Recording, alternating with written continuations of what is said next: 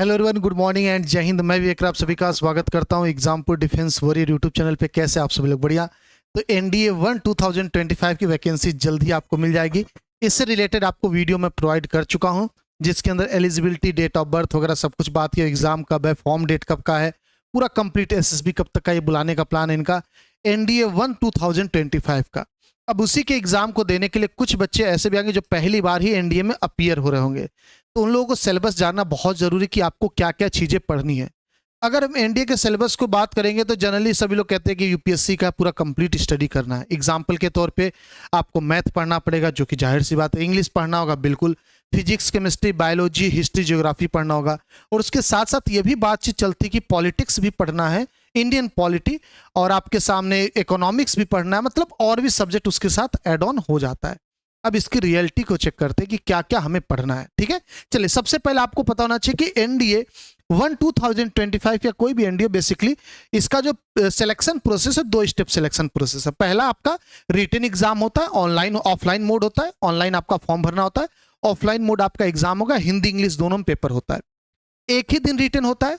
और उसके बाद आपका फिर एसएसबी होता है, जो कि फेज 2 या स्टेज 2 आप बोल सकते हो। उसके बाद जो भी बच्चे आपके क्वालिफाई होंगे, सिलेक्टेड होंगे, फिर उसके बाद ज्वाइन करेंगे। ओके, मतलब सबसे पहला स्टेज जो आता है वो आता है रिटन टेस्ट। रिटन टेस्ट आपका एक दिन में 2 पेपर होता है। ठीक है, एक दोपहर को या कह दीजिए सुबह होता है, एक शाम को, आफ्टरनून इवनिंग बोल दीजिए, मॉर्निंग इवनिंग, आप इसको 2 पार्ट में डिवाइड कर सकते हैं। पेपर 1 जो सुबह सुबह पेपर होता है वो आपका मैथ का होता है, पूरा का कंप्लीट आपका मैथमेटिक्स रहेगा, जो कि 300 नंबर का आपका पेपर होता है। 2.5 घंटे आपको ड्यूरेशन मिलते हैं। जो पेपर 2 होता है, जो शाम को या दोपहर को आप इसका टाइम कह सकते हो, जीएटी होता है। इसके अंदर आपको 600 नंबर का देखने को मिलेगा, ये भी 2.5 घंटे का पेपर होता है। नंबर ऑफ क्वेश्चन की बात करेंगे तो यहां पे जो नंबर ऑफ क्वेश्चन आपको देखने को मिलेगा, मैथमेटिक्स में 120 क्वेश्चन, और यहां पे होता है आपके पास 150 क्वेश्चन। अब कुछ सिमेट्रिक चीजें, जैसे कि आपको इसमें अंदर भी निगेटिव मिलेगा 1/4, इसमें भी सेम मिलेगा 1/4। एक अपने क्वेश्चन का 1/4 मिलेगा। यहां पे एक क्वेश्चन 4 नंबर का कैरी करता है। तो ओवरऑल आपका 900 नंबर का पेपर बनता है रिटन का, फेज 1 जो होता है। इसके बाद जो एसएसबी जो इंटरव्यू होता है वो भी 900 का होता है। तो जो ओवरऑल कट ऑफ निकलता है वो 1800 पे निकलता है। ये जो 900 का है, कहां कहां से कितना पूछता है इसको बात करते हैं। मैथ तो क्लियर दिख रहा है, लेकिन मैथ में कौन कौन सा चैप्टर्स आते हैं वो हम लोग देखने वाले हैं। और जीएटी के अंदर कौन कौन से सब्जेक्ट और उनके क्या सब चैप्टर्स आते हैं, उसको भी हम इस वीडियो के अंदर देखने वाले। ओके, तो सबसे पहले शुरू करते हैं हम लोग पेपर 1 से, मैथमेटिक्स से। तो मैथमेटिक्स, अच्छा जीएटी को देख लेंगे। जीएटी के अंदर क्या क्या सिलेबस आता है। ये आपका एक इंग्लिश आता है। देखो, सबसे पहले सुबह आपका पेपर 1 हो गया, शाम को पेपर 2। पेपर 2 जब देने जाएंगे उसके अंदर 2 सेक्शन मिलता है, सेक्शन ए और section B. Part A, part B बोल दीजिए। पार्ट ए इंग्लिश है, इसके नंबर ऑफ क्वेश्चन फिक्स है, बाकी किसी के नहीं फिक्स होते, सिर्फ इनके होते। बट ऐसा नहीं कह सकते कि नहीं फिक्स होते, क्योंकि ऑफिशियल डाटा बताता है कि बिल्कुल आपका जो सिलेबस है वो फिक्स है। 25% के आसपास फिजिक्स, 20% के आसपास आपका ये दोनों आते हैं। फिर ऐसे वेरिएशन आपको दिया रहता है, ऑफिशियल नोटिफिकेशन में मेंशन रहता है। ठीक है, तो ये कह देना कि कहीं से कुछ पूछ देगा, ऐसा नहीं, थोड़ा बहुत लिमिटेड होता है। तो आपका 50 क्वेश्चन इंग्लिश का फिक्स है, इसमें कोई चेंजेस नहीं हो सकते। Part A. पार्ट बी के अंदर 100 क्वेश्चन आते हैं, जो कि ये लोग थोड़े आपस में वेरी करते हैं। याद रखिएगा, ये नंबर की बात करें, ये मत कहिएगा 200 लिखा है, ये 200 नंबर लिखा है। ठीक है, नंबर ऑफ क्वेश्चन की बात करेंगे तो 50 क्वेश्चन आपका इंग्लिश आता है, 25 क्वेश्चन आपका ये आता है फिजिक्स। इसके बाद आपके पास लगभग मान चलेगा 20 क्वेश्चन के आसपास आपके ये दोनों आ जाते हैं, मतलब हिस्ट्री और ज्योग्राफी। उसके बाद आपके केमिस्ट्री, जनरल साइंस, ये सारी जनरल साइंस के अंदर बेसिकली बायोलॉजी की बात कर रही है। ये किसकी बात करें? बायोलॉजी की बात करें। आइए पूरा इनका पोस्टमार्टम करते हैं सभी सब्जेक्ट वाइज। ओके, सभी लोग तैयार है? सबसे पहले आप सब लोग वीडियो को लाइक कर देंगे, पूरा कंप्लीट सिलेबस बात करते हैं। यहाँ पे जो सिलेबस मैं दिखाऊंगा इंग्लिश में दिखाऊंगा, बट पढ़ाया जो भी हम पढ़ाते हैं वो हिंदी इंग्लिश दोनों में पढ़ाते हैं। ओके, क्लास 11 12 का मैथमेटिक्स की बात करते हैं, जो कि सबसे पहला आपका पेपर 1 होता है। 120 क्वेश्चन यहां से आने बेटा, 300 नंबर का ये पेपर होगा। अगर आप इसमें कट ऑफ पार करोगे, मैथमेटिक्स का अपना सेक्शनल कट ऑफ होता है, अगर आप मैथमेटिक्स में 75 नंबर से ज्यादा लाओगे तो ही आप क्वालिफाई होगे पेपर 2 के कॉपी चेकिंग के लिए। एग्जाम तो दे दोगे आप, लेकिन आपकी कॉपी ही नहीं चेक होगी अगर आप मैथ में फेल हो जाते हो, मैथ का सेक्शनल कट ऑफ पार नहीं कर पाते हो। ठीक है, तो बहुत इंपॉर्टेंट आपके लिए मैथ हो जाता है। यहां पे आपके सेट हो गए, Venn diagram, set, relation, function, Venn diagram एक ही में आप काउंट कर सकते हो, मैं अलग अलग रखा हूं। रिलेशन हो गया, फंक्शन हो गया, लॉग हो गया, इनइक्वालिटी हो गया, ट्रिग्नोमेट्री रेशियो, फंक्शन, आइडेंटिटीज बोल देंगे, height and distance, inverse trigonometry, properties of triangle, quadratic equation, complex number, sequence series, matrices determinant, coordinate geometry, straight line, circle, conic section, vector, 3D, real function, limit, continuity, differentiability, derivative, application of derivative, indefinite integration, definite integration, area under curve, differential equation, permutation, combination, probability, statistics. ये पूरा complete syllabus आपका। अब इसमें exact बता देना कौन सा बहुत इंपॉर्टेंट, थोड़ा मुश्किल होता है, बट कुछ चैप्टर होते हैं जो अपने वेटेज को लेके बैठे रहते हैं कि इनमें बहुत वेरिएशन आपको नहीं मिलेगा, जिसमें सबसे पहला था मैट्रिसेस डिटरमिनेंट। 10 से 11 क्वेश्चन ये अपने आप को मेंटेन करने की कोशिश करता है, थोड़ा बहुत अप डाउन चलता है, ओके। उसके बाद आपका ट्रिग्नोमेट्री, ये भी अपने आप को मेंटेन करता अपने लेवल के क्वेश्चन को।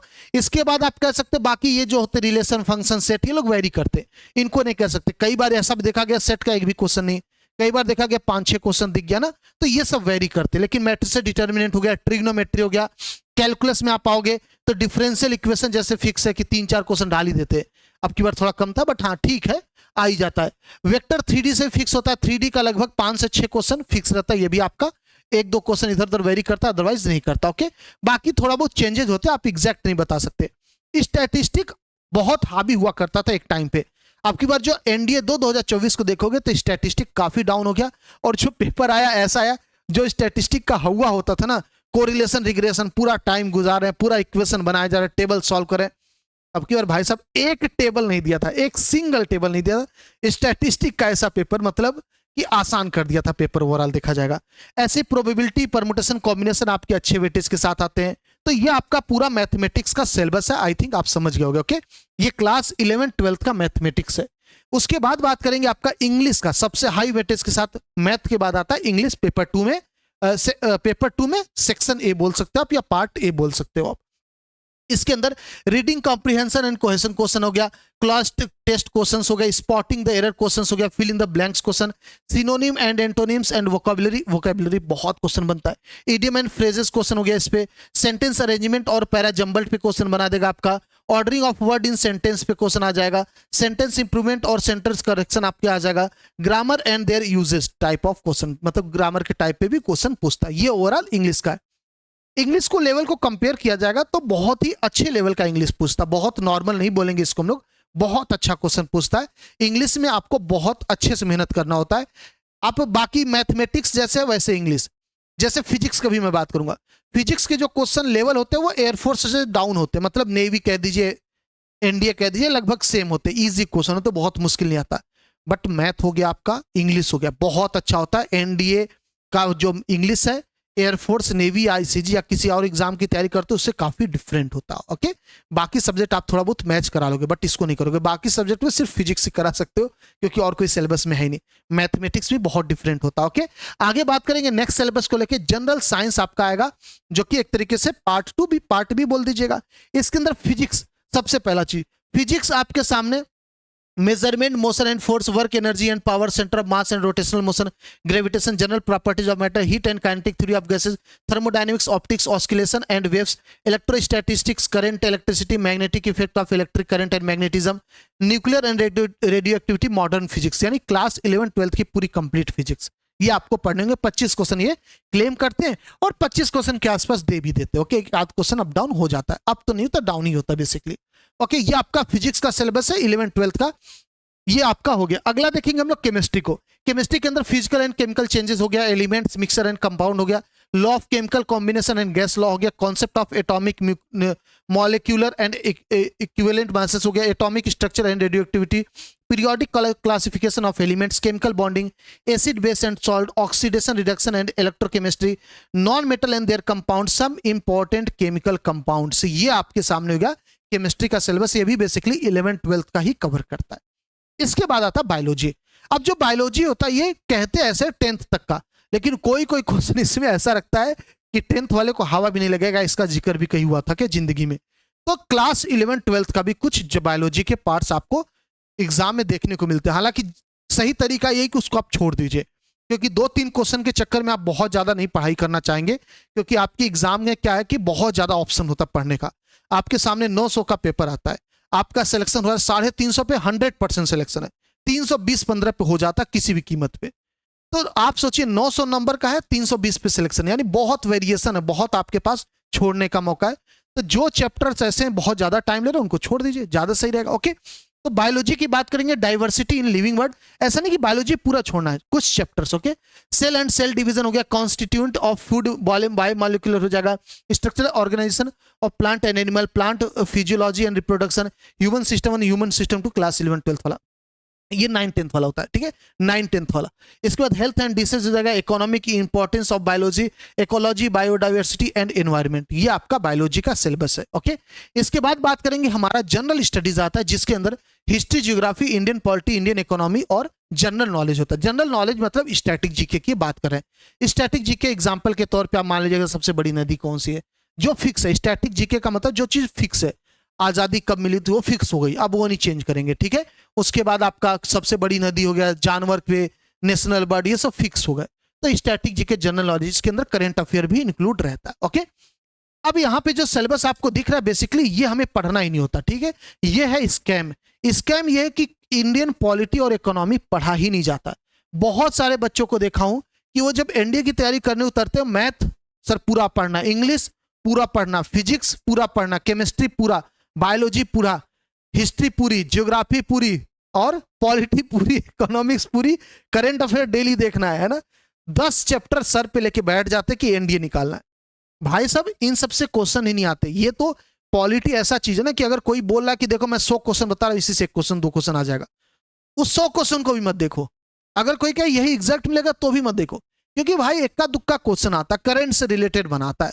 क्या मतलब, उससे अच्छा बायोलॉजी हिस्ट्री पे फोकस करो, हिस्ट्री और ज्योग्राफी फोकस करो जहां वेटेज ज्यादा है ना। तो इनको सिलेबस में काउंट ही मत करना अपने, अगर आपको तैयारी करनी सीरियस स्टूडेंट के तौर पे। करंट अफेयर डेली नहीं देखा जाता, करंट अफेयर डेली न जाने कितने न्यूज होते, भूलते रहते, बनते रहते।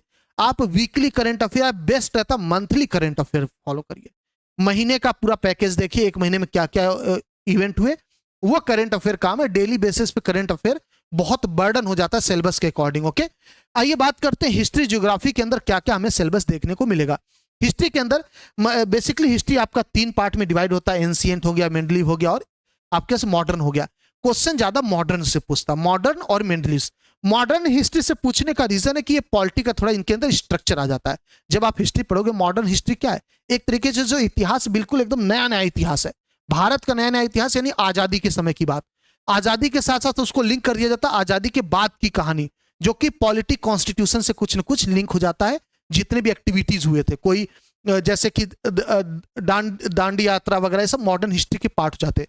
इसके बाद आजादी के बाद कॉन्स्टिट्यूशन वगैरह जो बना, ये भी मॉडर्न हिस्ट्री का पार्ट जाता है। तो आप इसको पॉलिटिक्स में, पॉलिटी में डाल दीजिए, मॉडर्न हिस्ट्री में कवर हो जाता है वो। ठीक है, और सबसे ज्यादा क्वेश्चन वहीं से पूछने के चांसेस इनके होते हैं। A comprehensive survey of Indian history focusing on culture and civilisation, ये आपका एंशिएंट कह दीजिएगा, आ जाएगा एक तरीके से। Freedom movement, modern physics, modern history आ गया। इंडियन आपके पास आ जाएगा, Indian constitution and administration, elementary study same, modern history. Okay, India 5 year plan, ये भी आपका मॉडर्न हिस्ट्री के एक तरीके से प्लान कह सकते हो। Panchayat raj, community development, cooperative, Bhoodan, Sarvodaya, Mahatma Gandhi basic teaching, national integration and welfare states, modern world forces, रेनियस जो भी देख लीजिए, एक्सप्लोरेशन एंड डिस्कवरीज। आगे आपके पास अमेरिकन इंडिपेंडेंस वार हो जाएगा, फ्रेंच रिवॉल्यूशन, ये सब अब आपका मेंडलीव बोल सकते हैं इसको हम लोग ना, Russian revolution and the industrial revolution, ये आपका मेंडलीव में आ जाएगा एक तरीके से। Impact on society of science and technology, one word concept, UN, Panchsheel, democracy, socialism and communism, India's role in today's world, ये आपका हिस्ट्री का क्वेश्चन है। मॉडर्न और मेंडलीव तक सीमित रहते, एंशिएंट हिस्ट्री हमारे लिए उतना काम का नहीं होता है। नहीं पढ़ना हड़प्पा, नहीं पढ़ना मोहनजोदाड़ो पे पूरा पढ़े जा रहे हैं, वो सब यूपीएससी वाले बच्चे पढ़ते, वो भी जो हिस्ट्री ऑप्शनल लिए रहते वो। अदरवाइज जर्नल जो पहला पेपर होता है उसमें भी उतना बच्चे नहीं पढ़ते वो सब। ठीक है, मॉडर्न से ज्यादा। तो ये जो सिलेबस आपका बिल्कुल सटीक है, हमें इसी पे फोकस करना है। बात करेंगे आगे ज्योग्राफी को लेके, the shape and size of the earth, latitude, longitude, time concept, date line international, earth's movement and effect, earth's origin, rock and their classification, mechanical and chemical, weathering, earthquake and volcanoes, ocean currents and tides, atmosphere and their composition, temperature and atmospheric pressure, planetary winds, cyclone and anticyclone, humidity, condensation। अच्छा, point 23, ठीक है। Precipitation, climate types, world major, natural regimes आपके regions आ जाएंगे। फिर Indian regional geography, मतलब state wise का या इंडिया का, जैसे कि समुद्री से लगे हुए इलाके, इन सब की बात करा बेसिकली है।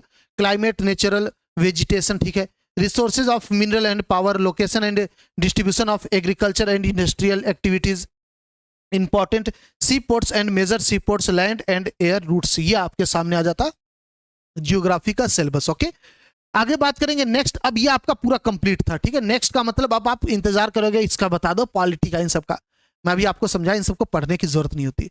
बेसिकली हमें पढ़ना कितना, अब एक चीज स्ट्रक्चर अपने दिमाग में बैठा लीजिएगा कि अगर आपको सिलेक्शन लेना ना, तो आपको पीएचडी नहीं करनी, आपको प्रोफेसर नहीं बनना, आपको रिसर्चर नहीं बनना, आपको कमांड बनाना मैथमेटिक्स में। सबसे पहला मैथ्स आपका स्ट्रांग रहना चाहिए। ओके, सेकेंड आपका आ जाता है इंग्लिश वेटेज के हिसाब से, तीसरा आपका आ जाएगा फिजिक्स, हो गया। चौथा वेटेज के हिसाब से देखोगे जियोग्राफी, जियोग्राफी। ओके, इसके बाद आपका फिफ्थ आ जाएगा हिस्ट्री, फिर आ जाएगा आपके पास केमिस्ट्री, फिर आपके पास आ जाएगा बायोलॉजी। अब इनको अगर नंबर ऑफ क्वेश्चन में डिवाइड किया जाए तो आप खुद ही देखिएगा इसके बाद कुछ पढ़ने की जरूरत है क्या, आप काउंट करिएगा। ये तो अलग ही हो गए भैया, अपने 300 नंबर के, इनको हटा दीजिएगा। ये पूरा पेपर बना के कितने का, 600 का बनता है। ओके, जिनमें से ये अकेले अकेले फिक्स हैं 50 क्वेश्चन आते, 200 नंबर ले जाता अकेले अकेले, ये अकेले अकेले 200 नंबर ले गया इंग्लिश। बच्चे कितने, 400 नंबर। 400 नंबर में कहानी है कि 100 नंबर आपके ये ले जाएंगे भाई साहब, 80 ये ले जाएंगे, 80 ये ले जाएंगे। ये ऑफिशियल डाटा मैं आपको बता रहा हूं, और इसी के आसपास रहता है, ज्यादा वेरिएशन नहीं होता। कई बार ये 90 के आसपास पहुंच जाता है, ये 70, ये थोड़े बहुत वेरी करते, बट हाँ 150 के आसपास ये दोनों मिला के रहते हैं, उससे ज्यादा है। इसके बाद आ जाओगे तो लगभग कम से कम 60 ये, और कम से कम खूब कम बायोलॉजी का डालेगा तो 40 है। आप जोड़ लीजिएगा, 200 का हिसाब ये हो गया, अब अपने को 400 का हिसाब चाहिए। जोड़िएगा 100, ये कितना हो गया, 160, यानी ये 100, 180, ये कितना हो जाएगा, 260 हो जाएगा। 260 प्लस 60, 320, 320 और 40, 360। 360 का हिसाब ये हो गया, कितने में से, 400 में से। अब सिर्फ 40 नंबर की आपको पढ़ाई करनी, जिसके अंदर कौन है, स्टैटिक जीके है, जिसके अंदर कौन है बताओ, पॉलिटी है, जिसके अंदर इकोनॉमिक्स, जिसके अंदर करंट अफेयर। 4 टॉपिक 40 नंबर पढ़ना। क्यों पढ़ेंगे भाई, क्यों पढ़ेंगे आप बताओ। जितना और चैप्टर्स की तरफ जाओगे उससे अच्छा बायोलॉजी पढ़ लोगे, 40 नंबर फिक्स कर देगा, है कि नहीं। तो आपको यही सिलेबस पढ़ने, सिर्फ 7 सब्जेक्ट, 8वां सब्जेक्ट टच भी नहीं करना। मैं आपको बता दूं होता क्या, जोश जोश में एनर्जी में हम डिसाइड कर लेते हैं, अरे तेरा भाई तो पूरा पढ़ के जाएगा, पूरा निकालेगा, और हम सच में पूरा सिलेबस पढ़ने लग जाते हैं। नहीं पढ़ना है बेटा। और पढ़ने का तरीका होता है, तरीका यह है कि आप कुछ चीजों को कंटिन्यू करो, मैथ को कंटिन्यू किया, इंग्लिश को ये रेगुलर बेसिस पे फिक्स कर दिए, फिजिक्स 3 सब्जेक्ट को रेगुलर कर दिए, ठीक है। इसके बाद हिस्ट्री ज्योग्राफी में से एक क्लास, मतलब एक सब्जेक्ट पढ़े, एक खत्म हो जाएगा फिर दूसरा। ये नहीं कि रेगुलर बेसिस पे ये भी पढ़े जा रहे हो, ये भी बर्डन हो जाता है, क्योंकि दोनों याद करने वाली लगभग चीजें है, तो कॉन्सेप्ट ज्योग्राफी में, लेकिन फिर भी याद किया जाता है। तो इतना नहीं कि आप सब चीजें याद करने वाली क्लास डेली लोगे और डेली याद कर लोगे, नहीं हो पाता ना। तो ज्योग्राफी हिस्ट्री आप कह दीजिएगा पार्ट वाइज, या आधा ये पढ़े आधा ये, ऐसे करके। और ऐसे केमिस्ट्री बायोलॉजी 50-50 करके पढ़ा जाता है। ओवरऑल जो समझ में आता बेटा वो ये आता, मैथ इंग्लिश फिजिक्स के इंडिविजुअल टीचर, और इसका अगर एक टीचर भी आपको मिल जाएंगे तो दोनों कवर हो जाता है अच्छे से। ओके, और इसके लिए भी एक टीचर सफिशिएंट है, ज्यादा टीचर नहीं, ज्यादा क्लासेस नहीं, क्योंकि होगा कि जितनी क्लासेस आप इधर बढ़ाओगे अपनी, समझ लो मैथ में उतना थोड़ा बहुत तो आपका कंसंट्रेशन कम होगा, इंग्लिश में कम होगा, फिजिक्स में कम होगा। और सबसे खतरनाक बात यह है कि आपके पास 600 नंबर का यही लेके बैठे, तीनों 600 नंबर लेके बैठे हैं। अगर इनको 50% भी कवर कर लेंगे, सही सही बिल्कुल सही सही, आपका सिलेक्शन फिक्स है, इधर जाने की जरूरत नहीं। मैं ये नहीं कह रहा हूं नहीं जाना है, जाना है, बट आप इनकी इंपॉर्टेंस को समझिएगा। तो इनके चक्कर में इनका वेटेज डाउन नहीं किया जाता, ठीक है। तो मैं आपको बस सजेशन दे रहा हूं पेपर के हिसाब से कैसे आपको तैयारी करनी चाहिए। तो मेरे हिसाब से आप समझ गए होंगे कि सिलेबस आपका कैसा है, पूरा कंप्लीट आपको एक्सप्लेनेशन कर दिया। इसके बाद आई थिंक कोई भी डाउट आपके पास होगा नहीं, कोई डाउट होगा तो वीडियो के नीचे कमेंट कर देना, मैं जरूर आपको इन्फॉर्मेशन प्रोवाइड कर दूंगा। सेक्शनल कट ऑफ कैसे होता है इस पे मैंने वीडियो बनाया, एक्सपेक्टेड कट ऑफ क्या होगा इस पे मैंने वीडियो बनाया, आपको प्रॉपर तरीके से अब मैं एनडीए 2024 का और जो भी एसएसबी वगैरह की उस पर वीडियो बना दूंगा, और एनडीए 1 2025 से रिलेटेड जो भी इंफॉर्मेशन चाहिए आप डिमांड करके पूछ सकते हो। ओके, साथ ही साथ आपको बता दें कि आप सभी लोग घर पे बैठ के ही एनडीए की तैयारी कर सकते हो रिटर्न, कोई आपको लोड लेने की जरूरत ही नहीं भाई साहब। और तैयारी के साथ साथ रिजल्ट भी दिखता है, ऑनलाइन बैचेस से रिजल्ट दिखता है। आपकी बार धुआं काट दिया, खासकर लड़कियों ने इस बैच से, जो हमारा भी एकलव्य बैच था उससे बहुत पॉजिटिव रिजल्ट आया, मतलब लड़कियों का तो धड़ल्ले से। बस दुख इस बात का होता है लड़कियों की वैकेंसी थोड़ी सी ज्यादा कम है, जो कि फाइनल में कन्वर्ट नहीं हो पाता उतना ज्यादा, बट कोई बात नहीं, अब क्या ही किया जाए ना। क्या होता पेपर 1 में ना जेंडर वाइज सिलेक्शन नहीं होता, पेपर 1 का जो रिजल्ट आता है वो जेंडर वाइज नहीं आता, वो कटअप बनता है उसके ऊपर, चाहे लड़की हो चाहे लड़के सबको ले लेते। बट जो फाइनल कटअप बनता है ना उसमें लड़कियों की लिमिटेड सीट हो जाती है, जिसकी वजह से रिजल्ट थोड़ा सा कम हो जाता है। बट खैर कोई बात नहीं, उम्मीद करते और बढ़ाया जाएगा वैकेंसी। फिलहाल आपको बता दें एनडीए एनए 01 2025 की वैकेंसी को लेकर हमारा केसरी बैच आ चुका है एग्जामपुर ऑफिशियल ऐप पे। ये बैच आपको बाइलिंगुअल चलेगा, यानी हिंदी इंग्लिश दोनों में आपको पढ़ाया जाएगा, आपका पेपर भी हिंदी इंग्लिश दोनों में होता है। 100% लाइव क्लास, आपको डीपीपी दिया जाएगा, आपको क्लास नोट्स दिया जाएगा, क्लास का हर एक चीज आपको प्रोवाइड किया जाएगा। कहने का मतलब अगर आप बुक खरीदोगे, क्वेश्चन खरीदने जाओगे, उसी में बहुत पैसे लग जाते हैं। आपको सिर्फ 799 के अंदर, आप कहीं ऑफलाइन पढ़ते हो, कहीं भी सेल्फ स्टडी करते हो, आई डोंट थिंक 799 बहुत ओवर प्राइस है, आप आराम से पे करके बैच से जुड़ सकते हो। आपको कुछ नहीं तो क्वेश्चंस इतने अच्छे अच्छे कलेक्शन मिल जाएंगे कि आप उसको रिवाइज करोगे ना, आपका कॉन्फिडेंस बढ़ जाएगा। आप बुक खरीदने जाओगे वो क्वेश्चन मिलेंगे नहीं जो हम आपको देंगे यहाँ पे, ठीक है। तो आपको 799 का पड़ेगा, बट ये 7 सितंबर तक, उसके बाद ये प्राइस 999 हो जाएगी। और ये भी मैं बता दूं उसके बाद ये प्राइस 1499 होने वाली है, ठीक है। तो ये प्राइस लास्ट हमारा बैच था 1499 का, 1499 का। अभी हम लोग इसलिए स्टार्ट इसको ये किए क्योंकि क्लासेस अभी हमारी स्टार्ट नहीं हुई। 7 तारीख से हमारी क्लासेस स्टार्ट हो जाएंगे और 7 तारीख से प्राइस बढ़ जाएगा 999। तो जिसको भी लेना है जल्दी से ले लेंगे। एग्जामपुर ऑफिशियल ऐप पे एक कोर्स चलेगा, डिस्क्रिप्शन में लिंक मिल जाएगा बैच का। कॉलिंग नंबर आपका ये है, व्हाट्सएप नंबर ये है। बैच से रिलेटेड कोई इंफॉर्मेशन चाहिए तो यहाँ पे कॉल या व्हाट्सएप करके आप कलेक्ट कर सकते हो। ओके, मिलते हैं आप सभी से एग्जामपुर ऑफिशियल ऐप पे। केसरी बैच में एनडीए 1 2025 को टारगेट बनाते हुए धुआं काट देंगे। ओके, इंतजार रहेगा आप सभी का। कोई इंफॉर्मेशन और चाहिए वीडियो के नीचे कमेंट जरूर करेंगे। मिलते हैं, जय हिंद जय भारत, थैंक यू।